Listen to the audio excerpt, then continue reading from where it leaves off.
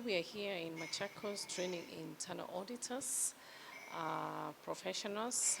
As a commission, we are mandated to law enforce, prevent and educate on corruption matters. So we are building capacity of internal auditors. Usually we train most professionals, human resource, architects, and other professionals. The reason being is we believe that professionals are the first line of defense in places where they work when it comes to inculcating the values of ethics and integrity and fighting corruption. Funds are drawn from various state departments. We have participants from State Department of Tourism, Security, Higher Education, Basic Education, Treasury, National Treasury. Actually, it's across the board. We've not covered all state departments. This is the first training that we're doing this here, but we hope to actually bring on board all the state departments for this training. We not only train professionals from the state departments, also we train also and build capacity professionals even in the counties. So far, how many counties? This is the first. The state departments that we have here, they are not just from the Machakos County. Yeah, it's from the national government. So we've just chosen Machakos as a venue. Yeah. So the last question: why have you targeted auditors?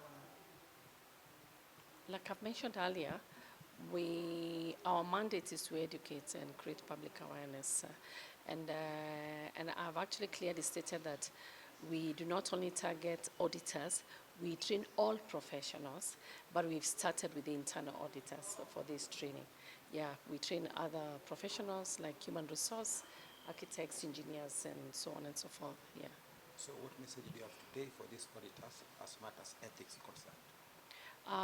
Today, as matters of ethics and integrity is concerned, we all know that corruption is a vice that we are fighting as a country. It's really permeated in the social fabric of this society, and we have to be very intentional and very aggressive in fighting it. Auditors are everywhere in our state departments, for example. Like I said, they're the first line of defense. So we need them to be able to identify the loopholes within the places where they are working, and also to make sure that they've put internal controls in place so that they do not allow the vice to actually consume those state departments. Yeah. My name is Dr. Joyce Omina. I'm the CEO at the Institute of Internal Auditors Kenya, and we have partnered with the EACC to have this training for ethics for internal auditors in the public sector to just capacity build them on matters of integrity and anti-corruption. In matters of wanachangia sana katika kufanya hizo mambo za corruption. So what's your take on that after you training them? Yes, of course, internal auditors are at the forefront because they check controls, compliance, matters of ethics. So internal auditors are at the forefront in terms of fighting corruption and upholding ethics in different organizations. And as the institute, we are changing our internal audit standards, and now we have domain 2, which is on ethics and professionalism, and has really spoken out about matters of ethics and integrity. So what informed the need for this training on your part? So we partnered with EACC, and as Dr. Moria said, this is the first phase that they are carrying out on ethics and integrity. They will do more trainings on other internal auditors across the public sector. They've just issued new guidelines on anti-corruption, and there's a committee as well in every public organization. So the purpose of these trainings are to enhance capacity to ensure that they uphold ethics in their various organizations. if I am caught, I serve a term of 2 years, and I will have stolen 10 million of benefit, and the level of penalty, they look at the penalty. Corruption is a premeditated crime. And say, what is the degree, what is the benefit? If it is 0, we will use high-tech. High-tech. Then, what will be the penalty? 10 billion is a lot. So that is how Stephen Powell in 2004 looked at pressure. He really realized that, especially public officers, they lack in corruption because of pressure. The colleagues, okay? Competition. And we also looked at loopholes, which in my view, you as internal auditor, the management, during your audits, that these are the loopholes we have really seen in relation to the same. If they are weak internal controls, then people are likely to be seen from the position you hold. You have a lot of powers. As appears you are the accounting officer. Some things. Lastly, he talked about ration to public officers like you and me. That we really give good reason. Have you ever had? Yeah, after talking embezzle, don't worry, it's not future.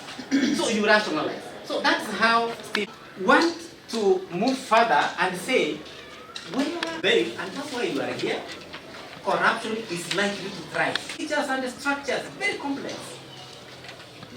If you want to be, kama ni title hii, first of all, unatakikana hii, very many unreasonable requirements for service reforms from time to time. To re-engineer our processes, to make them simple and customer friendly. Where we have this, delay in service, patronage, impunity, and reasonable requirement, and check the all, look at our systems. Okay? Region friendly. Remove those unreasonable requirements. In fact, because being done in the accounting system, payment, how many signatures were required? If you can remember. They discover over 9. I can give something so that you skip. They reduce them to only 3. Okay? Now, these are the red flags. I'm not going to dwell on this. If you see this in your offices as public officers, taking leave. You remember when this song came? How many years? Not taking leave. How many years? It's as if you are new in Kenya. How many years? Imagine an officer who has ordered all of them to do what? To go and leave. So those are the red flags. Now, it comes to you. You ask me this question. Why? I want to give you a finding. 2 weeks ago, the head of public service, the corruption prevention committees, and the ministries, your secretaries of administration represented your PSS, your accounting officers. In that meeting, which was chaired by, I had somebody from service in the river, which changed the morning. He used to be a PS service, particularly. Okay? That's what you say. Low salaries for civil servants. It was a sample. So we can do what? We can generalize. Not believe and not practice.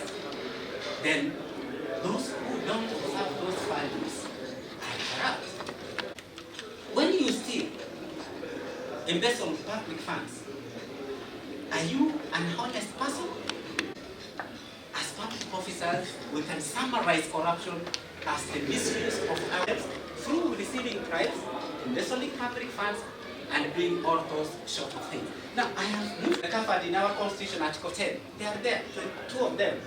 So if we deviate from living, also to, in 2 minutes, to also try to look at what other scholars have talked about corruption. Critical, very common.